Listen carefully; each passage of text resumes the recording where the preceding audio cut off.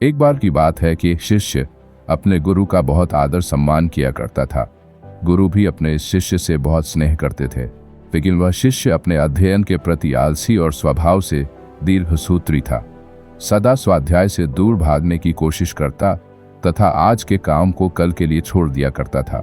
अब गुरुजी कुछ चिंतित रहने लगे कि कहीं उनका यह शिष्य जीवन संग्राम में पराजित न हो जाए। आलस्य में व्यक्ति को अकर्मण्य बनाने की पूरी सामर्थ्य होती है।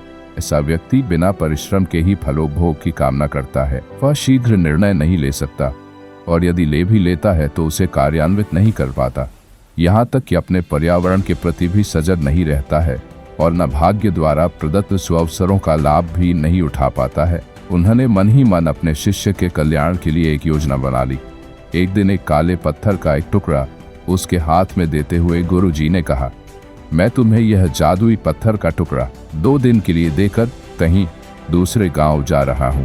जिस भी लोहे की वस्तु को तुम इससे स्पर्श करोगे वह स्वर्ण में परिवर्तित हो जाएगी, पर याद रहे कि दूसरे दिन सूर्यास्त के पश्चात मैं इसे तुमसे वापस ले लूंगा। शिष्य इस अवसर को पाकर बड़ा प्रसन्न हुआ, लेकिन आलसी होने के कारण उसने अपना पहला दिन यह कल्पना करते करते बिता दिया कि जब उसके पास बहुत सारा स्वर्ण होगा तब वह कितना प्रसन्न, सुखी, समृद्ध और संतुष्ट रहेगा। इतने नौकर चाकर होंगे कि उसे पानी पीने के लिए भी नहीं उठाना पड़ेगा। फिर दूसरे दिन जब वह प्रातःकाल जागा, उसे अच्छी तरह से स्मरण था कि आज स्वर्ण पाने का दूसरा और अंतिम दिन है। उसने मन में पक्का विचार किया कि आज वह गुरुजी द्वारा दिए गए काले पत्थर का लाभ जरूर उठाएगा। उसने निश्चय किया कि वो बाजार से लोहे के बड़े बड़े सामान खरीद कर लाएगा और उन्हें स्वर्ण में परिवर्तित कर देगा। दिन बीतता गया पर वह इसी सोच में बैठा रहा कि अभी तो बहुत समय है, कभी भी बाजार जाकर सामान लेता आएगा।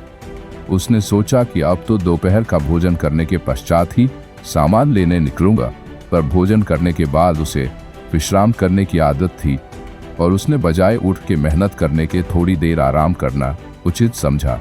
पर आलस्य से परिपूर्ण उसका शरीर नींद की गहराइयों में खो गया और जब वो उठा तो सूर्यास्त होने को था।